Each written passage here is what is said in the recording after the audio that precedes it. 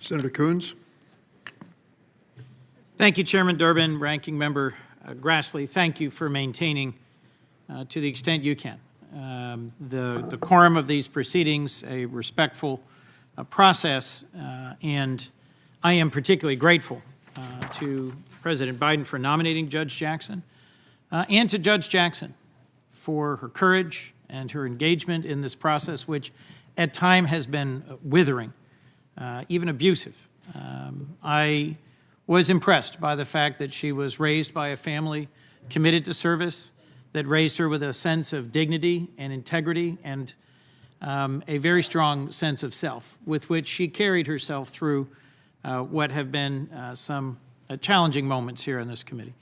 I believe the majority of the members of this committee have made a good faith effort to learn about Judge Jackson and her record, and through hours of one-on-one meetings, an extensive review of her record, and hearing from organizations and advocates nationally, they've come away with a view where they are certain of her both outstanding character and impeccable qualifications.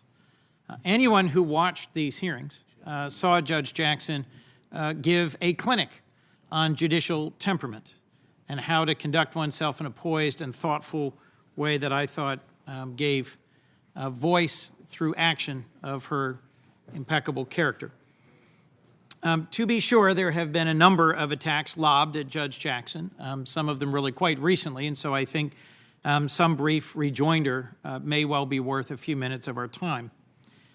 Judge Jackson is not far, far from the mainstream.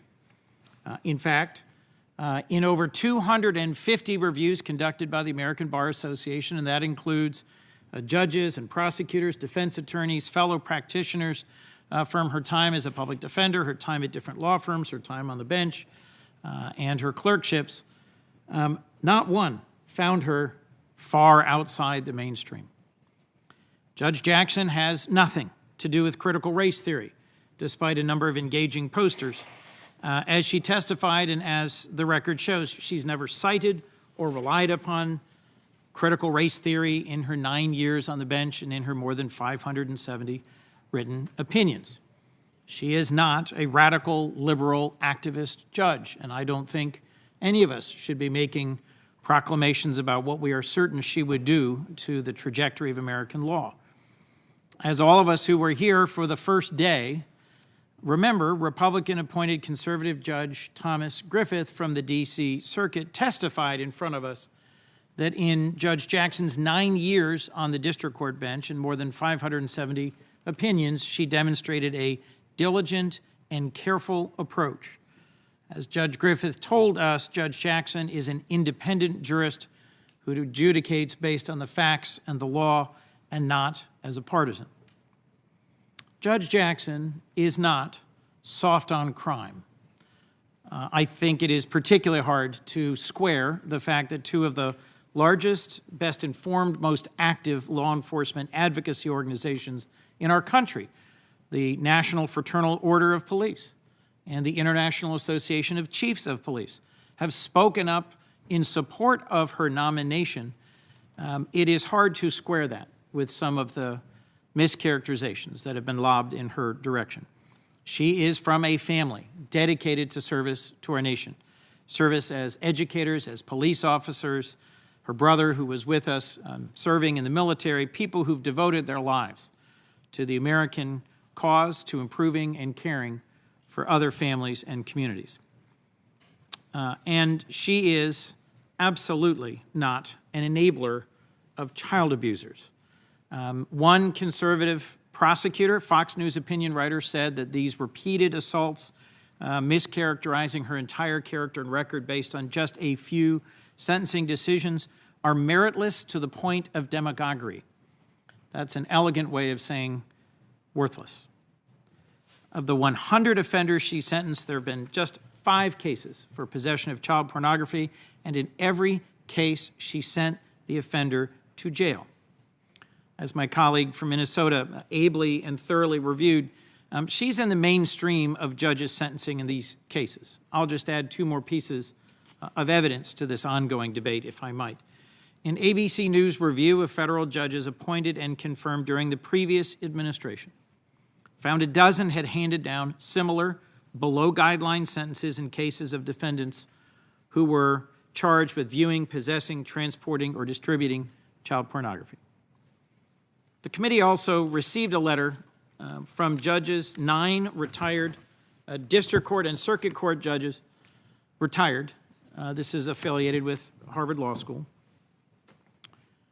A letter that attests that her practice in sentencing, and let me read if I can, Judge Ketanji Brown Jackson's record in individual cases is entirely consistent with the nationwide patterns described by the U.S. Sentencing Commission and what the DOJ prosecutors and U.S. Court probation departments recommended. To the extent she departed, it is well within the mainstream of what other judges were doing nationwide by judges appointed by both Republicans and Democrats. Finally, I thought this was in some ways the hardest to understand. Judge Jackson is not going to pack the Supreme Court. There were a whole series of efforts to ascribe to Judge Jackson the views of different advocacy organizations, and as Senator Whitehouse thoroughly, repeatedly, and actively has laid out, we have too many groups that are advocating and engaging in trying to pre-cook what our work is here on the Judiciary Committee by digging into backgrounds, by pre-packaging, by advertising, and by selling. We can and should make real progress in opening up these dark money groups by voting for the Disclose Act. If later this year, when we have a chance on the floor of the Senate, my colleagues refuse to vote so that the American people can know who's really funding all this stuff, then they don't really want to know the truth. There's a lot more that I could present this morning to lay out the truth behind all of these aggressive, and I would say often baseless, attacks on Judge Jackson. Sadly, I think the truth about this is less relevant because a principal goal here is about stirring up division and scoring political points. Instead of a conversation about the significance of Judge Jackson becoming the first black woman to sit on our nation's highest court, what it will mean to have a Supreme Court justice who's served as a trial judge for nearly a decade and as a federal public defender and as a private practitioner and as a clerk at all levels, what it will mean for her experiences, her life, her grounding, her faith, her character, to be part of the deliberation of our nation's highest court. Instead, sadly, we were treated to a series of, I think, meritless attacks that were more distraction than substance. So let me close, if I can, with just a few thoughts that I think matter as we move towards a vote. Judge Jackson testified she cares deeply about our Constitution and the rights that make us free. The truth of her statements borne out by her own life experiences, by her career in the law, her record on the bench, and her thoughtful and measured responses to all of our questions, even those presented in the most aggressive of styles.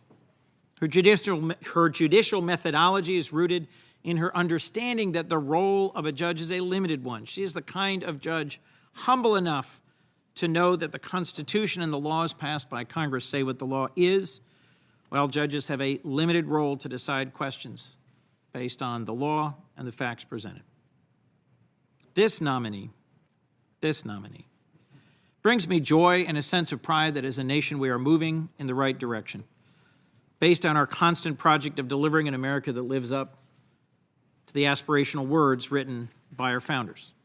The Supreme Court decides cases that mean something, that have an impact in the lives of millions of Americans, that teach the world what our system of democracy and the rule of law can actually accomplish.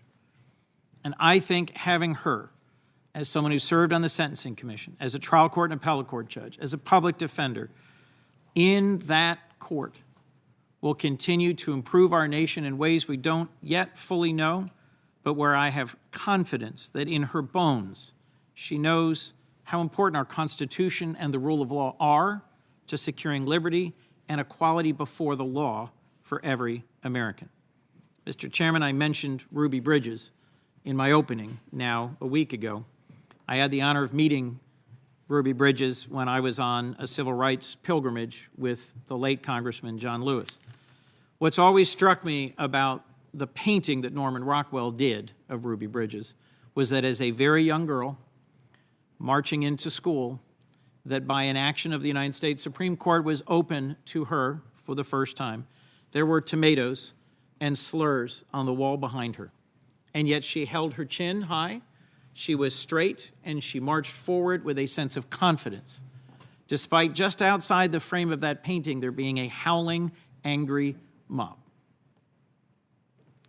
So too, I found that Judge Ketanji Brown Jackson conducted herself in questioning here with her head held high, with a sense of confidence in our Constitution, in our democracy, and in the rule of law.